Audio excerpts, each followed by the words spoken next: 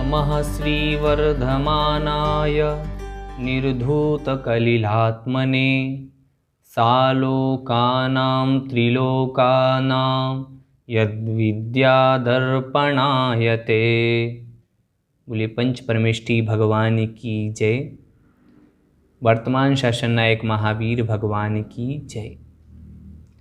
जय जिनेन्द्र बंधुओं, प्रश्नोत्तर रत्न मालिका के शिविर में आप सभी का हार्दिक स्वागत है। आज से हम प्रारंभ करते हैं प्रश्नोत्तर रत्न मालिका को। प्रश्नोत्तर रत्न मालिका अपने आप में एक अनूठा ग्रंथ है और यह जैन दर्शन का एक लघुकाय ग्रंथ है, अर्थात अत्यंत छोटा ग्रंथ है। इसमें मात्र 29 छंदों के माध्यम से बहुत ही रोचक और मार्मिक वर्णन किया गया है। संसार को छुड़ाने के लिए, संसार से छूटने के लिए ये जितनी भी बातें जरूरी हैं वो सभी बातें इस ग्रंथ के माध्यम से, और संसार में कैसे रहा जाए, कैसे कर्मों से बचा जाए, इस बारे में भी बहुत सुंदर वर्णन, बहुत सुंदर विवेचन आचार्य अमोघ वर्ष महाराज के द्वारा किया गया है। तो ऐसे इस ग्रंथ को अपना सौभाग्य मानते हुए आज से हम स्वाध्याय करेंगे।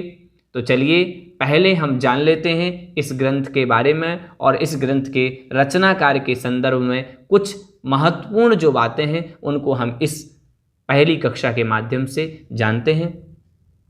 इतिहास के अनुसार दक्षिण भारत में 3 शासन अत्यंत प्रसिद्ध हुए: राष्ट्रकूट, चालुक्य और चोल वंश। ये 3 वंश अत्यंत प्रसिद्ध हुए दक्षिण भारत में, और इन तीनों ही वंशों के अधिकतर राजा जैन थे, अर्थात अधिकतर राजाओं ने जैन धर्म को ही स्वीकार किया, जैन धर्म की ही शरण को पाया। ऐसे और इन्हीं सभी आचार्यों ने जैन धर्म के प्रचार प्रसार में अपनी अहम भूमिका अदा की। न केवल जैन धर्म का प्रचार प्रसार किया, अपितु इन जैन धर्म में लिखे हुए साहित्य को भी प्रकाशित करने का जिम्मा इन्होंने उठाया। इस प्रकार से इन तीनों ही वंश के राजाओं ने बहुत ही एक उत्तम कार्य किया, एक जैन धर्म के साहित्य को जनों जनों तक पहुंचाने का। इन्हीं तीनों में एक राष्ट्रकूट वंश भी हुआ, जो कि राष्ट्रकूट वंश के जो राजा थे वो अत्यंत प्रतापी राजा हुआ करते थे, बड़े साहसिक राजा हुआ करते थे। इनकी राजधानी पहले नासिक के पास में मानी जाती थी, परंतु बाद में इन्होंने अपनी उस राजधानी को मान्यखेट नाम से घोषित किया, अर्थात मान्यखेट इनकी राजधानी कहलाने लगी। इसी राष्ट्रकूट वंश में एक प्रसिद्ध राजा हुए राजर्षि अमोघ वर्ष नाम से। अमोघ वर्ष जो राजा थे वह अत्यंत बलवान, साहसी और जैन धर्म को मानने वाले प्रमुख राजा थे। ये दिगंबर जैन संप्रदाय से थे, अर्थात दिगंबर जैन धर्म को पुष्ट करने वाले थे। दिगंबर जैन धर्म की शरण को प्राप्त करने वाले राजा थे अमोघ वर्ष। और राजा होने के बाद पहले तो इन्होंने राजपाट संभाला, और राजपाट संभालने के बाद फिर उन्होंने दीक्षा ली, अतः इनका नाम पड़ गया राजर्षि अमोघ वर्ष, अर्थात राजा होने के बाद यह ऋषि हुए, इसलिए राजर्षि अमोघ वर्ष। इनके पिता का नाम जगत्तुंग था, जो कि गोविंद तृतीय के पुत्र रहे, और इनका समय अर्थात अमोघ वर्ष का समय 800 ईस्वी से 875 ईस्वी सन तक माना जाता है। यद्यपि कुछ पुस्तकों में और भी कहीं पढ़ने में और भी आगे 9वीं शताब्दी अथवा 10वीं शताब्दी आता होगा, परंतु हमने यह अंदाज लगाया, जब इनका यह सर्च किया गया इनके बारे में, तो पाया गया कि इनका जो लेख है वह लेख पाया जाता है 800 शताब्दी के मध्यकाल का अथवा 875 ईस्वी तक का। अतः इससे अनुमान ऐसा लगाया जा सकता है कि इनका समय 800 से 875 878 ईस्वी तक अधिकाधिक निर्धारित किया जाए, और उसके आगे इनका समय इसलिए थोड़ा सा सही प्रतीत नहीं होता, क्योंकि कोई ऐसा प्रमाण नहीं मिलता, और अगर प्रमाण मिलता है तो निश्चित ही हम फिर इसके बारे में आपको अवगत कराएंगे। परंतु अभी तक तो इतना प्रमाण मिला है कि 800 से 878 ईस्वी तक का।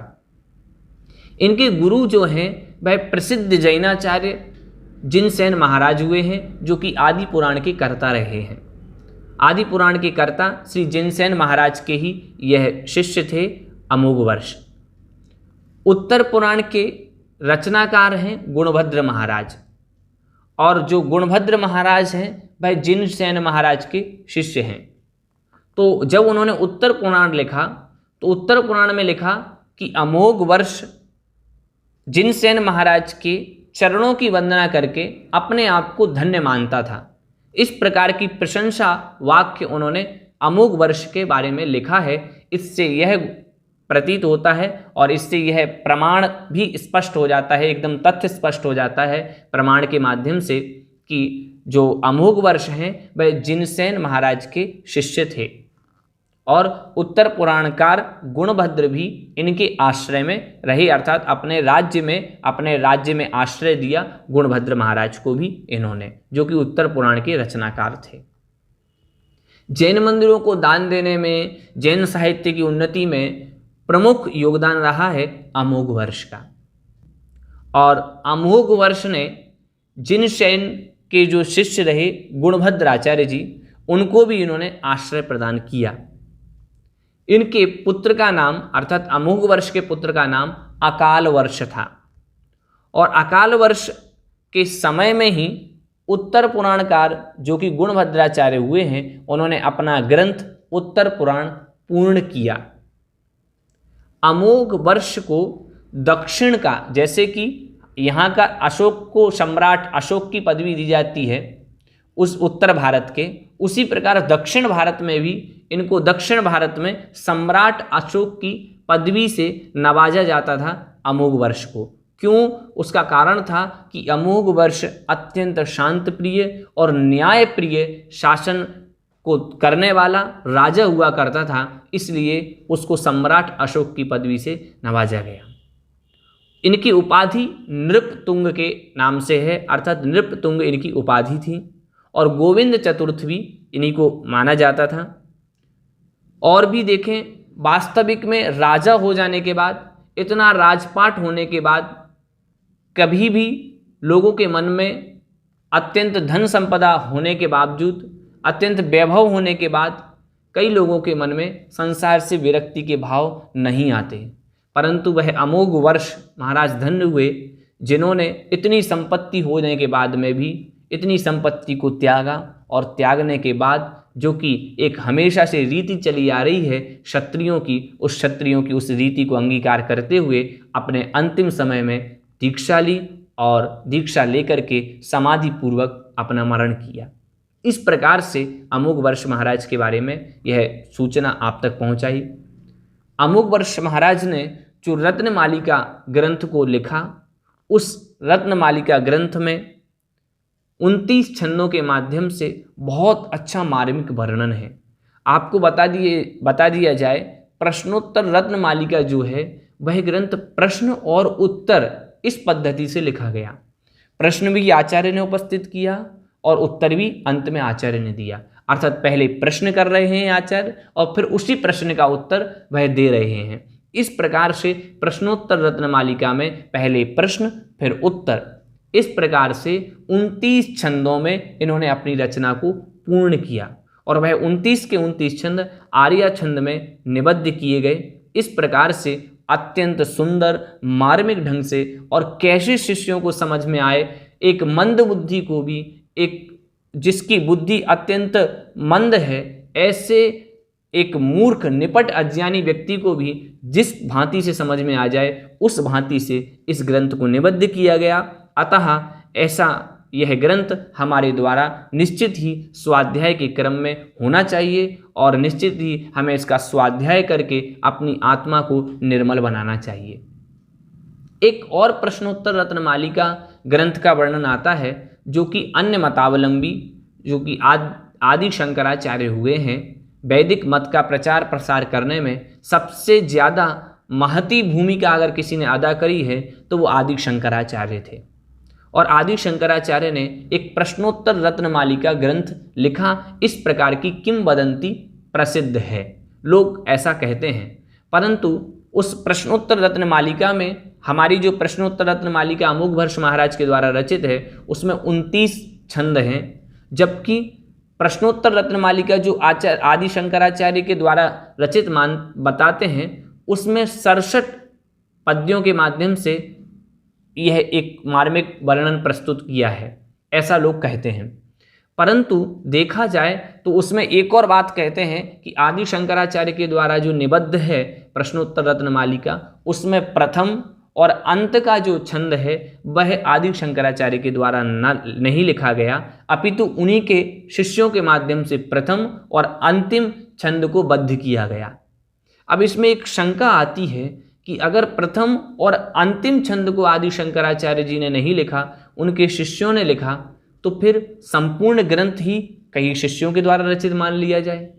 क्यों? क्योंकि हो सकता है कि प्रश्नोत्तर रत्नमालिका में जिस ढंग से वर्णन किया गया वह लोगों में अत्यंत प्रसिद्धि को प्राप्त हुआ, तो हो सकता है कि उनके शिष्यों ने उसी जो बिल्कुल प्रश्नोत्तर रत्नमालिका की तर्ज पर, उसी आधार पर लिखा गया, उसी के वर्णन को लिखा गया, तो हो सकता है कि प्रश्नोत्तर रत्नमालिका के ही वर्णन को उठा करके और ठीक 67 पद्यों में कुछ पद्य बढ़ा करके और लिख दिया हो, और प्रमाण के आधार पे इसलिए शंकराचार्य की रचना बता दी क्योंकि शंकराचार्य पुराने भी हुए हैं, अतः इस दृष्टि से कर दिया हो। क्यों? क्योंकि ग्रंथ लिखने वाला प्रथम जो श्लोक लिखेगा, प्रथम छंद लिखेगा, प्रथम पद्य लिखेगा, वही अंतिम पद्य लिखेगा। तो ना तो प्रथम पद्य उनका है और ना ही अंतिम पद्य है, अतः बीच की जो रचना है वह कैसे मान सकते हैं आदि शंकराचार्य की? इसमें बहुत बड़ी विप्रतिपत्ति है।